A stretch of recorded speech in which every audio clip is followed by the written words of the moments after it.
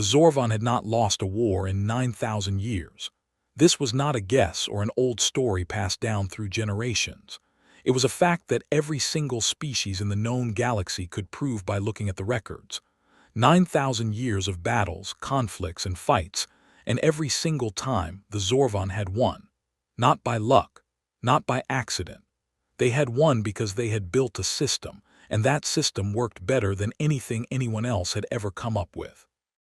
Their home world was called Vareth Prime, a massive planet wrapped in rings of dark stone that caught the light of its twin suns and turned them into long golden lines across the sky. The cities on Vareth Prime were not built on the ground. They hung in the air, held up by machines so old and so well made that no one remembered who had first turned them on. Millions of Zorvan lived in those floating cities, going about their days while the clouds drifted quietly below them. The Zorvan were tall. Most of them stood about 7 feet high, with long thin limbs and skin that shifted color depending on their mood: gray when they were calm, a deep blue when they were thinking hard, and a sharp, burning red when they were angry. Their eyes were black from edge to edge, with no white at all. When a Zorvan looked at you, it felt like looking into something very old and very deep. But what made the Zorvan truly dangerous was not how they looked or how big they were. It was how they thought about war.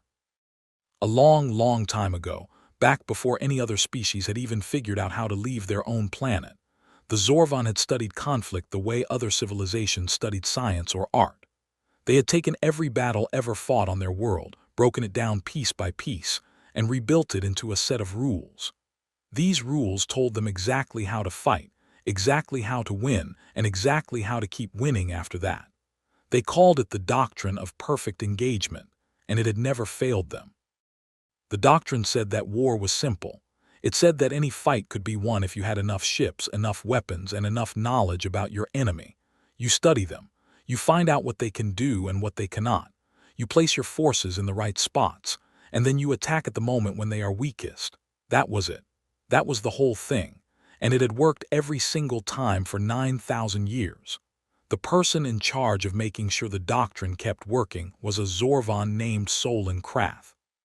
He was not the oldest commander in the fleet. That title belonged to a few others who had served longer, but he was the smartest, and everyone knew it. Solon had memorized every battle the Zorvan had ever fought. He could tell you the exact number of ships used, the exact number of losses on both sides, and the exact moment when the fight had been decided. He carried all of this in his head like a library, and he used it every single day. Solon was not a warm person. He did not laugh often, and when he did, it was short and dry, like a stone dropping into still water. He spent most of his time alone on his command ship, a massive vessel called the HFY, going over reports and running simulations. His crew respected him, but they did not feel close to him. He was the kind of leader who made you feel safe because you knew he would never make a mistake, but you never felt like he really saw you as a person. He saw you as a piece on a board. When the reports first came in about the humans, Solon read them in his office on the HFY, sitting in his tall chair with the blue light of the screens casting shadows across his face. He read slowly, which was unusual for him. He normally moved through information the way water moves through an open channel, fast and without stopping. But this time he paused. He went back. He read certain parts again. Then he set the reports down and sat very still for a long time. On the other side of a stretch of empty space, in a system that no one in the galaxy had paid much attention to until very recently, a human colony ship called the Alara was in orbit around a quiet blue planet. The Alara was not a military ship. It was a home, a long, wide vessel carrying about 2,000 people who had left Earth 3 years earlier to start a new life somewhere far away from the crowded, polluted world they had grown up on. The ship was old. It had been built quickly and cheaply because Earth did not have the money or the time to build it any other way. Parts of it creaked when the temperature changed. The lights in some hallways flickered if you walked past them too fast. The food was bad. The air recyclers made a constant humming sound that never stopped day or night. But the people on the Alara did not complain much. They had chosen to come here. They knew what they were signing up for. The person who ran the ship was a woman named Dana Rowe. She was not a general or an admiral. Her official title was Colony Director, which meant she was responsible for making sure 2,000 people survived long enough to build a home on the planet below. She was 44 years old, with short brown hair that she kept pushed back from her face, and hands that were always slightly rough from the work she did. She had grown up on a farm in a state called Montana, and she still moved the way people who grow up on farms move, steady, unhurried, like she had all the time in the world even when she did not. Dana spent most of her mornings in the operations room, looking at maps of the planet below and talking to the engineers about what needed to be done next. The planet was good. It had clean water, thick forests, and air that humans could breathe without any machines. It was almost too good. Dana had been suspicious of it at first, the way anyone would be suspicious of something that seemed too easy.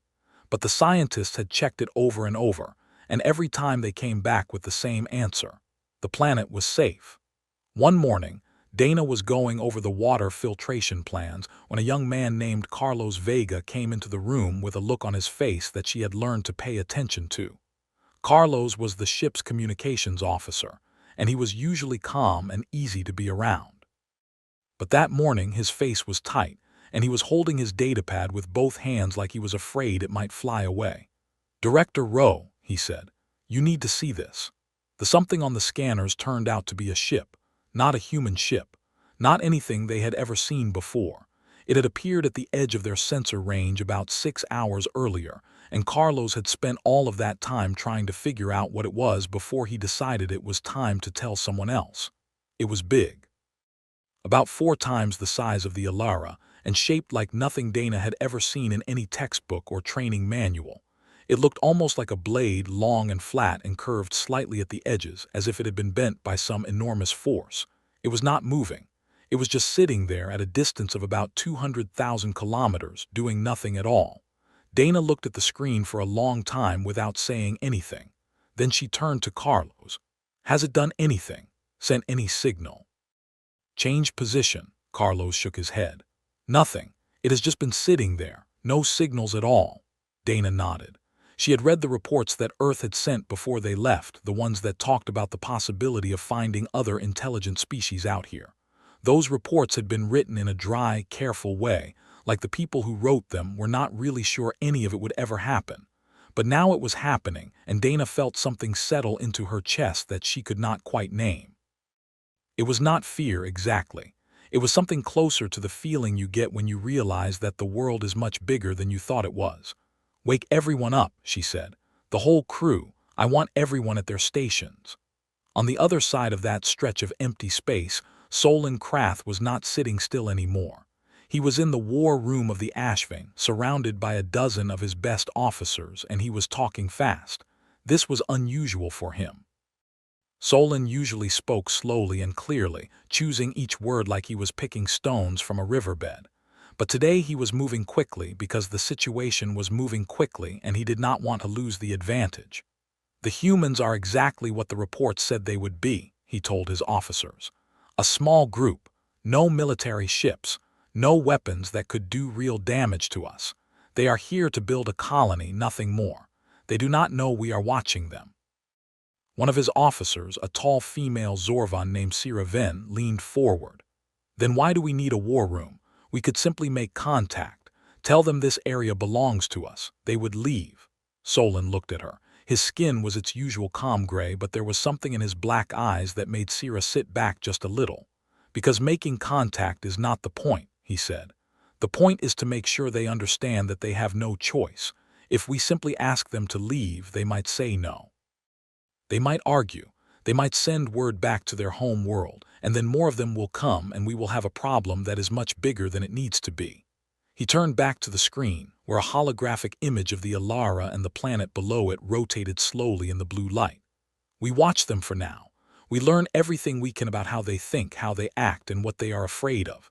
And then when the time is right, we show them exactly what they are dealing with. No violence, no damage. Just the truth that they are very, very small and that we are very, very large and that the smart thing to do is to pack up and go home." The officers nodded. This was exactly how the doctrine worked. Study your enemy. Find their weakness. Apply pressure at the right moment.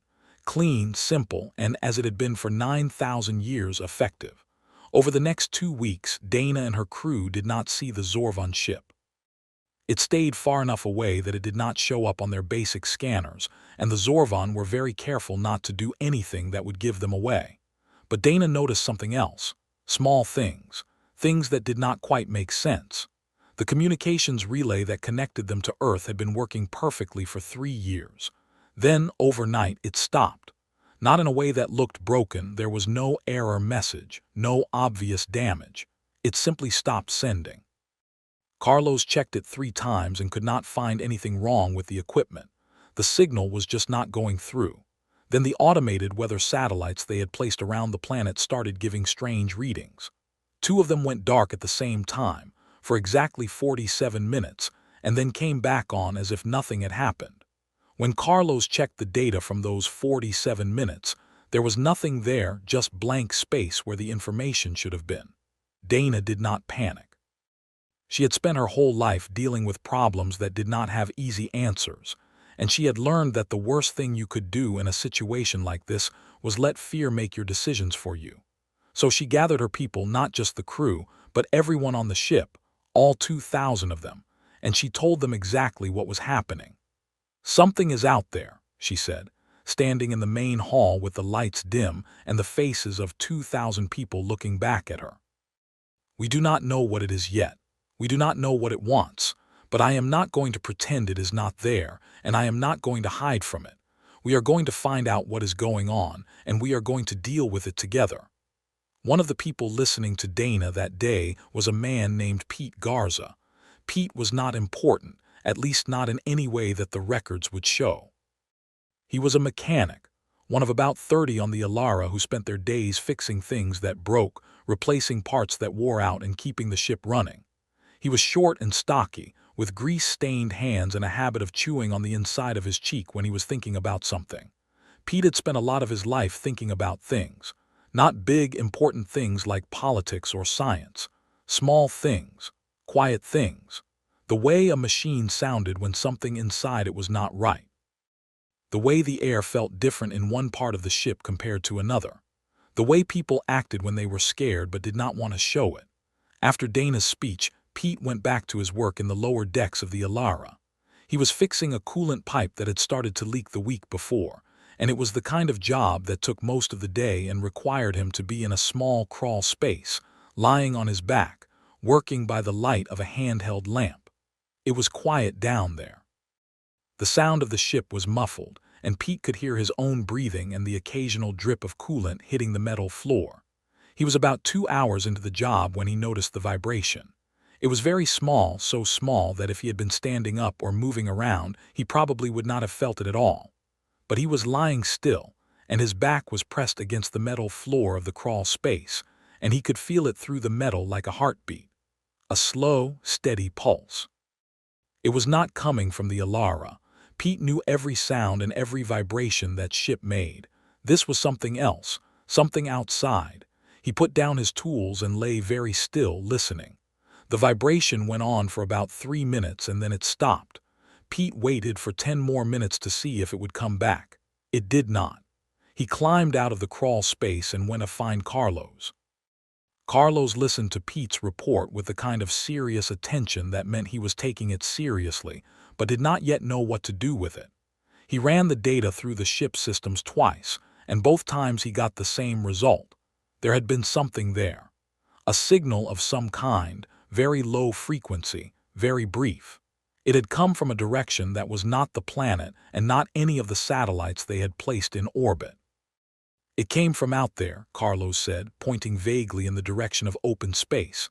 "From somewhere beyond our sensor range." Pete nodded. He had already figured that out. What he wanted to know was something else. "Was it aimed at us?" Carlos looked at him. "What do you mean?" "I mean, was it pointed at the Alara, or was it just out there, like a broadcast?" Carlos went back to his console and spent another hour looking at the data. When he came back, his face had the same tight look it had worn the first morning he had told Dana about the ship on the scanners. "It was aimed at us," he said. "Directly at us. It was a message." They told Dana that evening.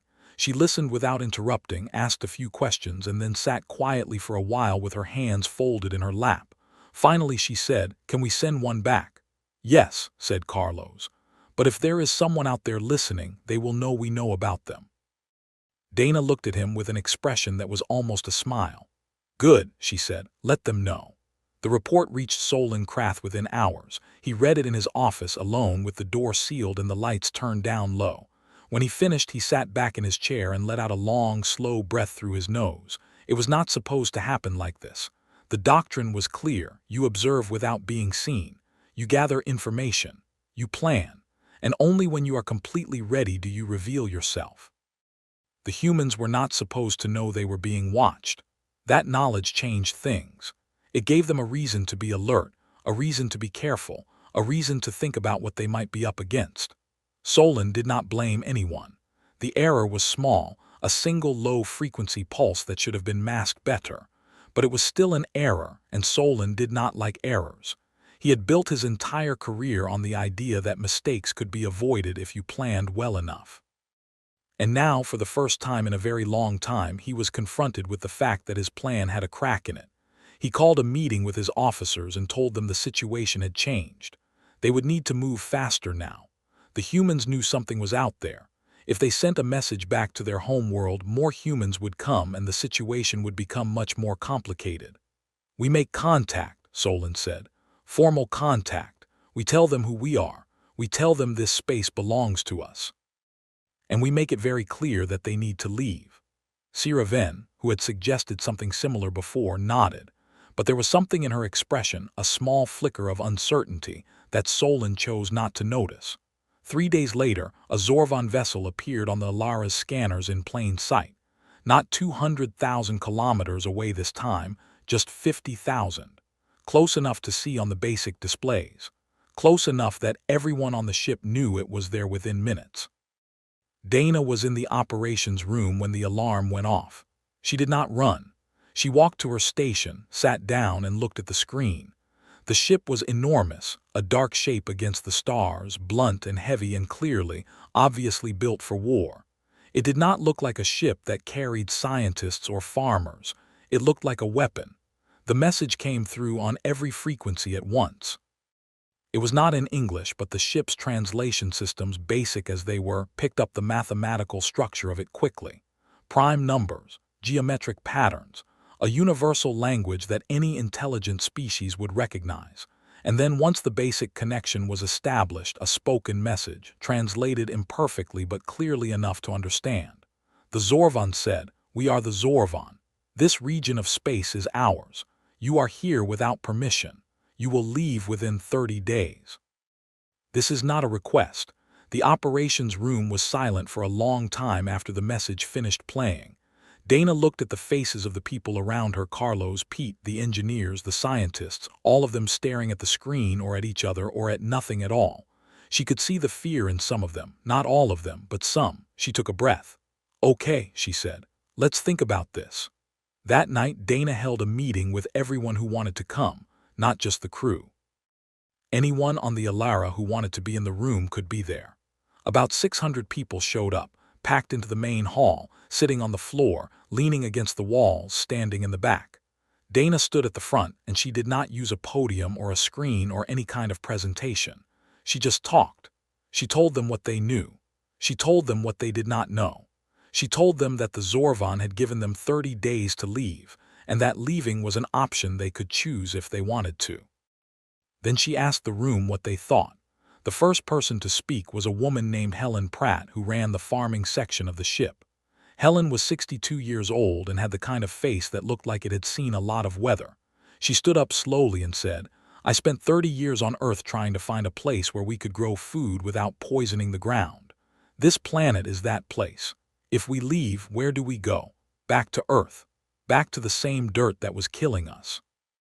A man named Jonah Reed, not related to anyone important, just a teacher who had come along because he believed kids should learn outside of classrooms, stood up next.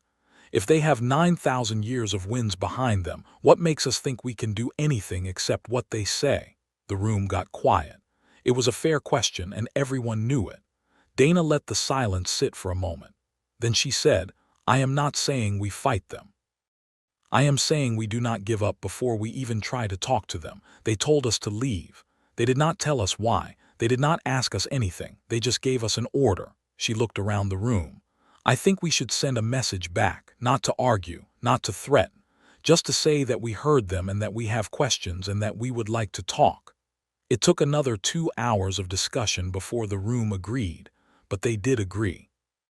And the next morning, Dana sat down with Carlos and Pete and a handful of others, and they wrote a message together, simple, honest, and calm.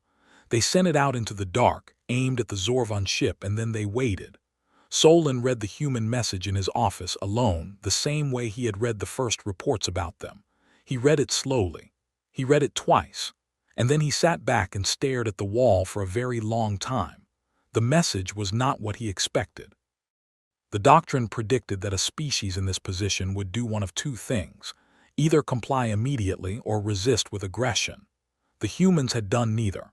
They had not agreed to leave, but they had not threatened to fight either.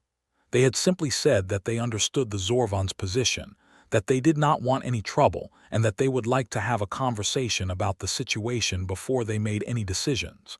It was, by Zorvan standards, a very strange response. The doctrine did not have a category for it. It was not compliance. It was not defiance. It was something in between, something that Solon's models had not predicted, and that made him uncomfortable in a way he could not quite explain. He called Sira Ven into his office. "Read this," he said, and handed her the translated message. Sira read it. When she finished, she looked up at him with an expression that was hard to read. "They want to talk," she said. "Yes. That is not what we expected." "No," said Solon, "it is not." They looked at each other for a moment. Then Sira said something that Solon would think about for a long time after. "Maybe the doctrine does not cover everything." Solon did not answer. But the fact that he did not dismiss her immediately, the fact that he let the words sit in the room without pushing them away, told Sira everything she needed to know. For the next week, nothing happened. The Zorvan ship stayed where it was. The Alara stayed in orbit. No more messages were exchanged. The silence was heavier than the words had been. On the Alara, people went about their days, but the feeling in the corridors had changed. It was not fear exactly, or not only fear. It was something more like the feeling you get before a storm, when the air is thick and the sky is getting darker, and you know something big is coming, but you do not know exactly what shape it will take. Pete Garza went back to work on the lower decks, fixing things that needed fixing. But he found himself stopping more often now, pressing his hand against the metal walls, feeling for vibrations. He did not know what he was looking for. He just wanted to know if anything was moving out there in the dark. Dana spent most of her time in the operations room, going over the data they had on the Zorvan ship. She did not sleep much. When she did sleep, it was in short stretches. On a cot she had moved into the operations room so she would not have to walk far if something changed in the middle of the night. One night, about 4 days into the silence, Carlos came to her with something new. Not a vibration this time, and not a signal. A pattern. He had been looking at the data from the past 2 weeks, all of it, every reading, every scan, every piece of information they had collected, and he had found something. "They have been watching us," he said, "not just from the ship. They have had smaller probes, very small, almost invisible, around the Alara for at least 10 days, maybe longer." Dana looked at the data. Carlos was right. There were traces, faint, easy to miss, but definitely there. Small machines, no bigger than a fist, drifting silently near the ship, recording everything. "They know everything about us," Dana said. "Yes." She was quiet for a while. Then she said, "Good. Then they know we are not a threat, and they know we are not going anywhere without a reason." On the 9th day of the silence, Solon made a decision. He had spent that week going over every piece of information his probes had gathered about the humans, and what he had found did not fit neatly into any of the categories the doctrine provided. The humans were not aggressive. They were not weak. They were not trying to trick anyone. They were just there, living, working, talking to each other, fixing things, growing plants in small containers on the lower decks, teaching their children about the planet below. It was the children that bothered Solon the most. Not in a bad way, in a way that made him feel like he was missing something. The probes had recorded a group of about 40 children, ranging in age from about 5 to 12, sitting in a classroom on the upper deck while a man talked to them about the stars. The man was telling them that somewhere out there might be other people, other kinds of people living on other worlds. And the children were listening with their mouths slightly open, their eyes wide, not scared at all, just curious. Solon had never seen anything like it. In Zorvan culture, children were trained from a very young age to be cautious, to be ready, to assume that the unknown was dangerous until it was proven safe. These human children were doing the opposite. They were assuming the unknown was interesting. He sent a shuttle, a small one, unarmed, carrying 3 Zorvan officers including Sira Ven. The shuttle would approach the Alara slowly, openly, and make contact face to face. It was not how the doctrine said to do things. The doctrine said to keep your distance, to communicate through channels, to never give the enemy a chance to see you up close. But Solon had begun to suspect, just barely, just enough to make him act on it, that the doctrine might not be the only way. Dana saw the shuttle on the sensors before it was anywhere close to the ship. She watched it come in slowly, smoothly, on a path that was clearly meant to be seen. No hiding, no tricks, just a small vessel moving through the dark in a straight line toward them. She put on the cleanest clothes she had, a simple gray jacket and dark pants, nothing special, and went to the docking bay with Carlos and Pete and 2 of the security officers from the ship. They stood in a line near the airlock and waited. When the airlock opened and the first Zorvan stepped through, Dana felt her breath catch, just for a second, just a small flash of something that went through her body like a cold current. The Zorvan was tall, much taller than her. Its skin was a deep, calm blue, and its eyes were completely black, like 2 pieces of night sky set into its face. It looked at her, and Dana had the strange feeling that it was seeing something she could not see herself. The Zorvan Sira Ven, though Dana did not yet know her name, stopped a few feet away and inclined her head slightly. It was a small gesture, but Dana understood it. It was a greeting, a sign of respect. Dana inclined her head back. For a moment, neither of them moved. 2 species from 2 different worlds standing in a metal corridor on a small ship orbiting a quiet planet, looking at each other across a distance that was not measured in feet or meters. It was measured in everything they did not yet know about each other. Then Dana spoke. "Welcome aboard the Alara," she said. "My name is Dana Rowe. I think we have a lot to talk about." Sira Ven looked at her for a long moment. The blue of her skin did not change. Her black eyes did not move. But something in the way she stood, something very small, very quiet, shifted. And Dana, who had spent her whole life reading people, saw it. It was surprise. Not because Dana had said anything remarkable. Not because the ship was impressive or the humans looked dangerous.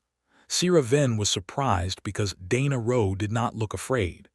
Pete Garza stood at the back of the docking bay, near one of the support pillars, with his arms crossed and his eyes on the Zorvan. He was not close enough to hear what was being said. He did not need to be. He could read the situation from where he was standing, the way Dana held herself, straight but not stiff. The way the Zorvan moved, slow and deliberate, like someone who was used to being the tallest person in every room. The way the air between them felt different from the air in the rest of the bay. Charged. Full of something that did not have a name yet. Pete had been a mechanic his whole life. He had spent decades fixing things that other people had given up on: broken engines, cracked hulls, systems that everyone else said were beyond repair. And in all that time, he had learned one thing that no manual or training course had ever taught him. The first moment was always the most important. The very first second when 2 things came into contact, metal against metal, wire against wire, hand against machine. That was the moment that told you everything you needed to know about whether it was going to work or whether it was going to fall apart. He watched Dana and the tall blue Zorvan standing in that airlock, and he thought, this is that moment. Everything that happens after this started right here, in this docking bay, with these 2 people looking at each other. He did not know yet whether it was going to work. That night, after the Zorvan shuttle had returned to its ship and the docking bay was empty again, the Alara felt different. Not louder or quieter, not warmer or colder, just different, the way a house feels different after a stranger has been inside it for the first time. The air carries something new. The walls seemed to know something they did not know before. People gathered in small groups all over the ship, talking in low voices. Some of them were scared. Some of them were angry. A few were excited in a way that surprised even themselves. The kind of excitement you feel when something huge and unknown opens up in front of you, and instead of running away from it, you find yourself wanting to lean in and see what is there. Helen Pratt, the woman who ran the farming section, sat in the greenhouse on the middle deck with a cup of coffee she had stopped drinking 20 minutes ago. She was looking at the rows of plants, tomatoes, peppers, beans, small herbs that filled the air with a green, clean smell. These plants had come from Earth. They carried the soil of Earth in their roots and the water of Earth in their cells, and now they were growing on a ship that was orbiting a world that no human had ever touched. And outside that ship, something that was not human at all was sitting in the dark, looking back at them. Helen thought about the 30-day deadline. She thought about the planet below, with its clean water and its thick forests and its air that did not need to be filtered. She thought about going back to Earth, back to the crowded cities and the poisoned ground and the feeling of being one small person in a world that had run out of room. And she shook her head very quietly to herself and said nothing to anyone. On the Ashving, Solon Krath did not sleep that night either. He sat in his office with the lights off and the stars visible through the narrow window behind his chair. He had been going over the data from the shuttle visit in his head, not the words that had been exchanged, which were still being translated and analyzed, but the small things. The things the doctrine did not cover. Dana Rowe had not flinched when she saw them. Not a single muscle in her face had moved. Solon had seen dozens of species meet the Zorvan for the first time, and every single one of them had shown some sign of fear, a tightening of the body, a quickening of the breath, a change in the color of the skin or the dilation of the eyes. These were automatic responses. They happened whether the person wanted them to or not. They were the body's way of saying, this is bigger than me. This is stronger than me. This is dangerous. Dana Rowe had not done any of those things, and Solon could not figure out why. He pulled up the recordings from the probes, weeks of footage of the humans going about their daily lives. He watched them eat meals together, talking and laughing. He watched them argue about small things and then forget the argument 5 minutes later. He watched a group of teenagers playing some kind of game in one of the cargo bays, running and shouting and crashing into each other with grins on their faces. He watched an old man sitting alone in a corridor, reading something on a small screen, occasionally looking up at the ceiling as if he could see through the metal and all the way out to the stars. None of it made sense to Solon, not in the way the doctrine made sense. The doctrine was built on the idea that all intelligent species, when faced with a threat, would respond in one of a few predictable ways: fight, run, submit, negotiate from a position of strength. These were the only options the doctrine recognized. And the humans, these small, soft, short-lived creatures on their broken little ship, were not doing any of them. They were doing something else entirely, something Solon did not have a word for. He turned off the recordings and sat in the dark for a long time thinking. Outside, the stars did not move. They never moved. But for the first time in Solon Krath's long and careful life, he felt as though the ground beneath him, the ground of everything he believed and everything he had built, had shifted, just a little, in a direction he had not expected. And he did not yet know where it was going to take him. 6 months had passed since the first time a Zorvan walked through the airlock of the Alara, and in that time a great many things had changed. The talks between Dana Rowe and Sira Ven had continued, slow and careful at first, then faster as both sides began to trust the translation systems and the words that came through them. By the end of the 2nd month, a simple agreement had been reached. The humans could stay on the planet. They could build their colony. In return, they would share what they learned about the biology and ecology of the world below, information the Zorvan had wanted for a long time, but had never had a reason to collect themselves. It was not a perfect deal. Nothing between two species who had known each other for less than a year ever was, but it was a start. Dana had told her people the news in the main hall, the same place she had spoken to them when the crisis began. This time the room was not quiet. People cheered. Some of them cried. Helen Pratt, who had stood up in that same hall and asked where they would go if they lost this planet, pressed both hands over her mouth and shook her head slowly, as if she could not quite believe what she was hearing. The colony on the ground had begun to take shape. Prefabricated buildings were lowered from the Alara in large cargo containers, and teams of workers assembled them piece by piece on a flat stretch of land near a river. The buildings were not beautiful. They were simple boxes of metal and polymer, designed to keep the rain out and the heat in during the cold nights. But they were solid, and they were real, and every morning when Dana walked through the half-finished settlement and saw people working with their hands and their tools, she felt something settle into her chest that she could only call peace. Carlos Vega had taken a new role. He was no longer just the ship's communications officer. He had become the point of contact between the human colony and the Zorvan, a go-between who carried messages back and forth and tried to make sure both sides understood what the other was saying. It was slow work, and sometimes the translations came out wrong in ways that almost caused trouble before anyone caught the mistake. But Carlos was patient. He had always been patient. It was one of the things Dana liked most about him. Pete Garza had gone down to the planet and stayed. He spent his days building things, not just the prefab buildings but small things that people needed. Shelves, tables, a playground for the children, made from pieces of scrap metal bent and shaped by hand. Pete did not talk much about what he was doing, but the people who watched him work could see that he was happy in a way he had not been on the ship. He was making something that would last. It was Carlos who picked up the signal. He was in the communications room on the Alara on a Tuesday morning, going through the usual checks, when something showed up on the long-range receiver that did not belong there. It was not a Zorvan signal. It was not from Earth. It was from somewhere else entirely, a direction that none of their maps covered well, a stretch of space that the Zorvan had only described in vague terms during the talks. The signal was short. It repeated itself every 40 seconds over and over like a heartbeat that would not stop. And the content of it was simple. It was a distress call. Someone out there was in trouble. Someone was asking for help. Carlos listened to it 3 times before he called Dana. Dana listened to it once. Then she sat very still for a long time with her hands flat on the table in front of her, staring at the wall. Carlos could see her thinking.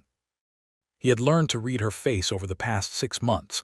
The way her jaw tightened when she was working through a problem, the way her eyes moved slightly to the left when she was weighing 2 options against each other. "How far?" she asked. "About 11 days at our best speed." "Do we know who it is?" "No, but the signal uses a format that the Zorvan translation systems can partially read, which means it is not from a species that is completely unknown to them. It is from someone they have seen before." Dana nodded. She picked up her comm and called Sira Ven. The conversation with Sira Ven lasted 2 hours. When it was over, Dana sat alone in the operations room for a long time without moving. Carlos came in once, saw her face, and left without saying anything. What Sira had told her was this: the distress signal was coming from a species called the Nareth. The Nareth were a small civilization, about 60 million people spread across 3 planets in a system called the Calder Reach.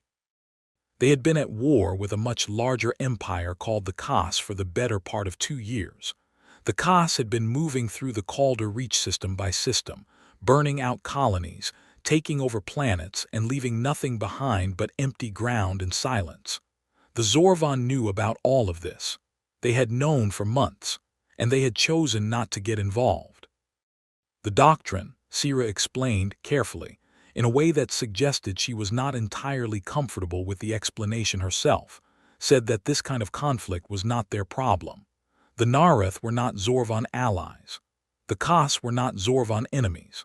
The war was happening in a part of space that did not affect Zorvan territory, and there was no strategic reason to spend ships and soldiers on someone else's fight. Dana had listened to all of this without interrupting. And when Sira finished, Dana had asked one question. "How many Nareth are left?" Sira had paused before answering. "The last estimate was about 9 million. Most of them are on the 3rd planet, the one the signal is coming from. 9 million. Dana had repeated the number in her head several times after the call ended, turning it over like a stone in her hand. 9 million people, running out of time, asking for help from anyone who could hear them. And the closest species with the power to do something about it had looked at the situation, weighed it against their rules, and decided it was not worth the effort. Dana did not tell the colony about the signal for 3 days. She spent those 3 days alone, mostly. She walked through the settlement in the mornings, nodding to people who said hello, but she did not stop to talk the way she usually did. In the afternoons, she sat in the operations room and went over every piece of information they had: the signal data, the star charts, the technical readouts of the Alara. In the evenings, she walked down to the river and sat on the bank and watched the water move over the rocks in the fading light. On the third night, Pete found her there. He did not say anything at first. He just sat down next to her on the bank, close enough that their shoulders almost touched, and looked at the river. The sky above them was filling up with stars, more stars than either of them had ever seen from Earth, because there was nothing here to block them out. "Something is wrong," Pete said. It was not a question. Dana looked at him. Pete was not a smart man in the way that scientists or engineers were smart. He did not understand complex systems or advanced math. But he understood people, and he understood when something was heavy, and he understood that sometimes the heaviest things are the ones that no one talks about. Dana told him everything: the signal, the Nareth, the Kas, the Zorvan's decision not to help, 9 million people, 11 days away. Pete listened without interrupting. When she finished, he was quiet for a while. Then he said, "What are you thinking?" "I am thinking that we have one ship, 46 crew members who know how to operate it, and 11 days to get there and back." "That is not an answer to my question." Dana looked at the river again. "I am thinking that if we were them, if we were 9 million people on a planet and someone was coming to destroy us, and we sent out a signal asking for help, I would want someone to come." Pete nodded. He did not say anything else. He did not need to. The next morning, Dana called another meeting in the main hall. Every person on the colony and on the Alara attended. 2,000 faces, looking back at her the same way they had looked at her 6 months ago when the Zorvan had first appeared on the scanners. She told them everything. She did not soften it. She did not make it sound easy or heroic. She laid out the facts: the signal, the war, the 9 million people, the distance, the risk, and then she stopped talking and let the room sit with it. The silence lasted almost a full minute. Then Jonah Reed, the teacher who had asked whether there was any point in fighting back against the Zorvan, stood up again. "Last time you asked us what we thought," he said, "so I will tell you. 9 million people is a number I cannot imagine. I cannot picture 9 million faces, but I can picture one face. I can picture one child on that planet, and I can think about what happens to that child if nobody goes." He sat down. The room was quiet again. Helen Pratt did not stand up this time. She just called out from her seat, her voice rough and clear. "How many of us would be going?" "Anyone who wants to," Dana said. "No one has to. The colony can stay here. The people who go will take the Alara. We will fly there, we will see what we can do, and we will come back." The vote was not close. 1,800 people volunteered. Dana only needed about 200 to crew the ship. She chose them carefully: engineers, doctors, people who could work under pressure, people who were calm when things got bad. Carlos, Pete, Helen, who insisted on going and would not hear a word against it. The rest stayed on the ground and watched the Alara lift off into the sky. The trip to the Calder Reach took 10 days and 14 hours. Dana pushed the engines harder than they had ever been pushed, and Carlos monitored every system on the ship around the clock, watching for signs of strain. There were a few close calls: a coolant line that overheated on day 4 and had to be shut down and rerouted, a navigation computer that gave 2 different readings at the same time and had to be recalibrated by hand, but nothing failed. The Alara held together. The people on board did not sleep much. Not because they were scared, though some of them were. It was more that none of them could quite settle. The ship felt different now. It was not a home anymore, not really. It was something else. A vehicle pointed at a problem that was bigger than any of them, and every hour that passed brought them closer to that problem, and the closeness of it made the air feel thicker and the corridors feel narrower. Dana spent most of the journey in the operations room, going over plans. She had talked to Sira Ven before they left, not to ask permission, but to inform her. The Zorvan had not tried to stop them. Sira had said nothing at all for a long time after Dana told her what she was doing. And then she had said very quietly, "Be careful." Dana did not know if it was a warning or a wish. Maybe it was both. On the 8th day they picked up more signals. Not just the one repeating distress call, dozens of them now coming from different directions, some of them weak and fading, some of them sharp and urgent. The Nareth were not just on one planet. There were pockets of them scattered across the system, hiding in places the Kos had not yet found. Some of those signals were from ships. Small ones barely holding together, running on whatever power they had left. Carlos mapped every signal he could find. By the end of the 8th day, he had a picture of what was left of the Nareth, not a civilization anymore, not really. A collection of survivors, spread thin and running out of time, waiting for something that was not coming. Dana read Carlos's report in the operations room late that night. The ship was quiet around her. Most of the crew was asleep or trying to sleep, and the only sound was the low hum of the engines and the occasional click of a system running its automatic check. She read the report twice, then set it down and closed her eyes for a moment. She thought about the people back on the colony. Helen Pratt, who had planted the first seeds in the soil of their new planet just 3 weeks before the Alara left. The children, who had been playing in the playground Pete built. The teachers, the doctors, the engineers, all of them building something real, something that was supposed to last. She thought about what it would feel like to have all of that taken away. To watch the sky and know that something was coming and that no one was going to stop it. She thought about it for a long time. And then she opened her eyes and went back to work. Until now. The Calder Reach system was quiet when the Alara dropped out of faster-than-light travel. Too quiet. Dana had expected to see ships moving, battles happening, something. Instead, she saw a system that looked like it had been picked over. 2 of the 3 planets were dark, no lights on the night sides, no orbital stations, no movement at all. The 3rd planet, the one the distress signal was coming from, still had light. But it was dim and it flickered in places as if parts of it were going out one by one. And in the space between the planets, scattered like broken glass, there were the remains of ships. Hundreds of them. Some of them were Nareth vessels, torn apart and drifting. Some of them were Kos ships, damaged but still whole, and some of those were still moving.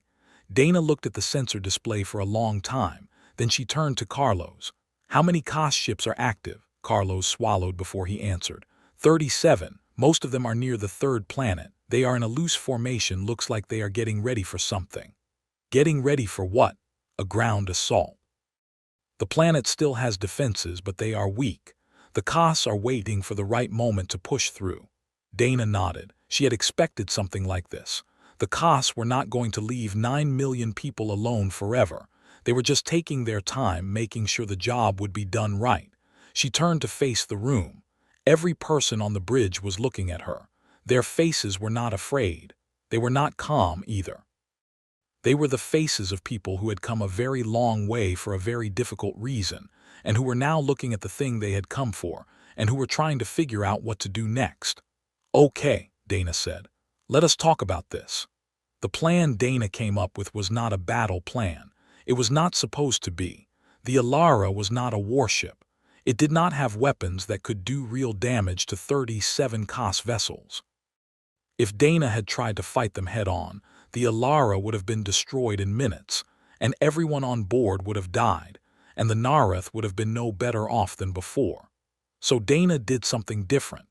She used the thing the humans had that no one else in the galaxy seemed to understand yet, the ability to think in ways that other species did not expect. The first part of the plan was communication. Carlos spent 6 hours working with the Nareth signals, building a translation framework fast enough to send a message. When he was done, Dana recorded a short broadcast not to the Nareth but to the Kos. She spoke clearly and calmly, and she said this: "We are here. We are not alone. We are not going to let you finish what you started. And we are not the kind of people you can ignore." It was a bluff, and everyone on the bridge knew it. But it was a very good bluff because it was also partly true. The humans were not alone. They had the Zorvan behind them, at least in theory, even if the Zorvan had not sent any ships. And the humans were not the kind of people you could ignore, because they had just shown up in a system where no one had expected them to be, and they had done it without any warning at all. The COS response came 40 minutes later. It was short and cold. They told the Alara to leave the system or be destroyed. Dana had expected that. The second part of the plan was already in motion. Pete Garza had spent the last 2 days of the journey working on something in the cargo bay. He had not told anyone what it was until the morning they arrived at the Calder Reach. When he showed it to Dana, she looked at it for a long time without speaking. It was not a weapon. It was a device about the size of a large box, built from parts of the Alara's own systems. Pete had cannibalized a secondary power cell and a communications array and rewired them into something new. The device could broadcast a signal that would look, on any scanner, like a much larger ship was present. Not just one ship, many ships, dozens of them. The signals would not fool anyone up close, but at long range, the kind of range the COS were currently sitting at, they would be indistinguishable from real vessels. "Ghost fleet," Pete said, with something close to a smile. Dana looked at him. "How many?" "As many as we want. I can make the scanners show 50 ships if you need 50. Make it 60. Pete nodded and went back to work. The Ghost fleet went live at 300 when most of the COS crew would be in their lowest activity period. Carlos deployed the signals in a wide arc around the system, spread out and moving slowly as if a large fleet had just arrived and was taking formation. On the COS bridge, the alarm would have gone off within seconds. 60 new contacts appearing all at once, surrounding their position. The COS commander, a military leader named Voth Dren, watched the display fill up with contacts and felt something he had not felt in a very long time: uncertainty. 60 ships was more than the entire COS fleet in this sector. If even half of them were real, his position was untenable. The smart move was to pull back, regroup, and reassess. Voth Dren gave the order to withdraw. The COS fleet pulled back over the course of 8 hours, moving slowly and carefully, keeping their weapon systems armed and pointed outward. They did not attack the Ghost fleet. They did not try to get close enough to verify the signals. They simply left, retreating to a staging point 3 systems away, where Voth Dren would spend the next several weeks trying to figure out what had just happened and who had sent 60 ships to stop him. On the COS flagship, Voth Dren stood at his command console and watched his fleet pull back, ship by ship, until the Calder Reach was behind them. He did not know what had just happened. He had 60 contacts on his display, 60 ships that had appeared from nowhere, that had surrounded his position, that had made it impossible to continue the operation without risking everything. He did not know who they belonged to. He did not know why they had come. He only knew that they were there, and that the smart move, the only move that made sense, was to leave. He would spend weeks trying to find out who had sent them. He would never get a clear answer. The Ghost fleet had no hull signatures, no transponder codes, nothing that could be traced back to a real vessel. They were ghosts, and ghosts left no trail. All Voth Dren would ever know was that someone had stopped him, someone small, someone he had never heard of. And that someone had done it without firing a single shot. When the last COS vessel was gone from the sensors, Dana let out a breath she did not know she had been holding. The bridge was silent for about 10 seconds. Then Carlos started to laugh, a short, surprised sound, as if he had not expected it to come out of him. And then a few other people laughed too, and the tension in the room broke like a wave hitting rocks, and for a moment it felt like everything was going to be all right. But it was not all right. Not yet. Not for everyone. The Nareth survivors on the third planet were in bad shape. 9 million people, most of them living in underground shelters, running on rationed power and recycled water, with food supplies that were measured in days rather than weeks. The COS had not destroyed the planet. They had simply cut it off, destroyed the orbital infrastructure, disabled the communication relays, and left the population to starve slowly in the dark. Dana brought the Alara down to the planet and opened the cargo bays. What little food and medicine the humans had, they shared. It was not enough. Not even close.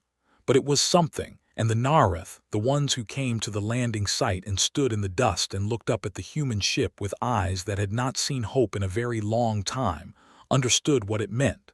The landing itself had been rough. The ground was hard-packed and uneven, scarred in places by old impacts, and Dana had to bring the Alara down 3 times before she found a stretch of flat ground wide enough to set the ship safely. When the cargo doors finally opened and the first crates of food were carried out into the daylight, a group of Nareth children had been standing at the edge of the landing zone, watching. They did not come closer at first. They just stood there perfectly still, their pale gray faces turned up toward the humans, their eyes wide and quiet. It was one of the children, a small girl, no older than 6 or 7, who took the first step forward. She walked up to Helen Pratt, who was carrying a crate of water packets, and she stopped right in front of her. Helen looked down at the girl.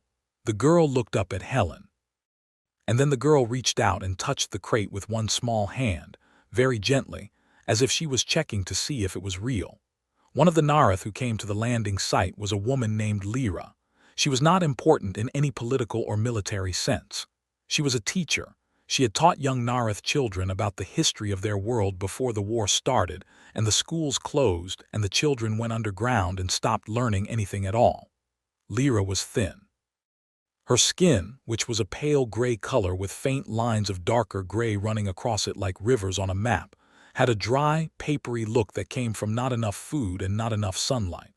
Her hands shook slightly when she held them out to receive the ration packs that the humans were distributing. But her eyes were clear, and they were watching Dana with an intensity that made Dana stop and look back. They did not share a language. Not yet. The translation systems were still working on the Nareth tongue, and most of what came through was rough and incomplete. But Lyra reached out and touched Dana's arm, just a light touch, barely there, and then she pressed her hand flat against her own chest. It was a gesture that did not need translation. It meant, "Thank you." It meant, "I see you." It meant, "You came." Dana put her own hand over Lyra's for a moment. She did not say anything. There was nothing to say that the gesture had not already said. Pete walked through the Nareth settlement on the first day, alone, with his hands in his pockets and his eyes moving slowly over everything he saw. The settlement was not really a settlement.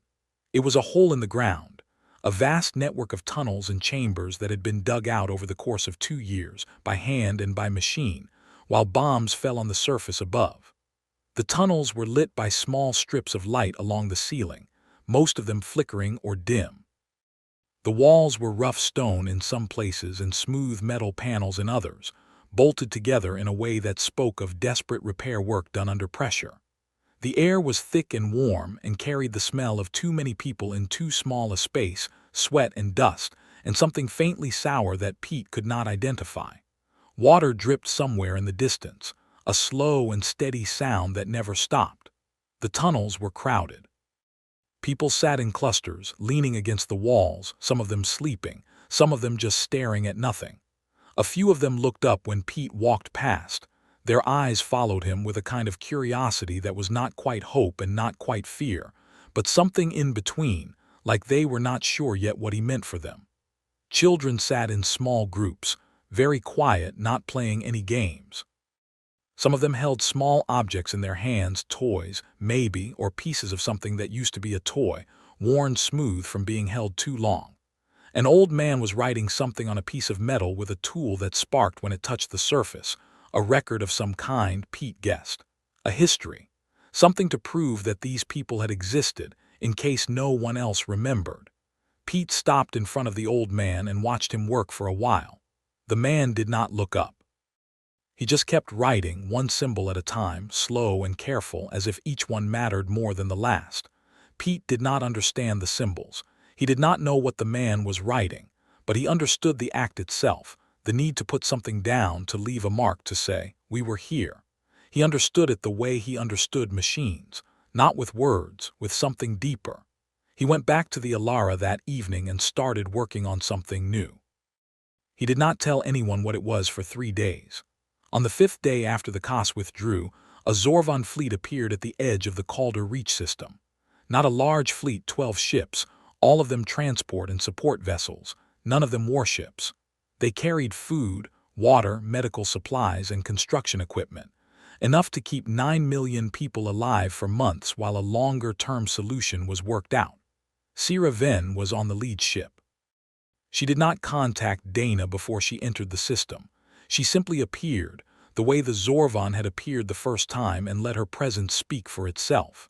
Dana met her in orbit, aboard the Alara.